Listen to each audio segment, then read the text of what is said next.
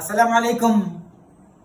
യുദ്ധരംഗത്ത് ഏറ്റവും വലിയ വിപ്ലവം സൃഷ്ടിച്ചിട്ടുള്ളത് പ്രവാചകൻ മുഹമ്മദ് മുസ്തഫ സല്ലല്ലാഹു അലൈഹി വസല്ലമയാണ്. കാരണം എന്തെന്നറിയുമോ? മഹാനായ പ്രവാചകൻ പങ്കെടുത്ത മുഴുവൻ യുദ്ധങ്ങളിലുമായി ആകെ ജീവൻ നഷ്ടപ്പെടാൻ അനുവദിച്ചത് 1100 പേരുടെ ജീവൻ മാത്രമാണ്. ഫ്രഞ്ച് വിപ്ലവത്തില് 66 ലക്ഷം പേരുടെ രക്തപ്പുഴ ഒഴുകി അത്രയും പേരുടെ ജീവനാണ് നഷ്ടപ്പെട്ടത്. റഷ്യൻ വിപ്ലവത്തിൽ 1 കോടിയിലേറെ ജനങ്ങളുടെ ജീവനാണ് നഷ്ടപ്പെട്ടത്. ഒന്നാം ലോക മഹായുദ്ധത്തില് 73 ലക്ഷം പേരുടെ ജീവനാണ് നഷ്ടപ്പെട്ടത്.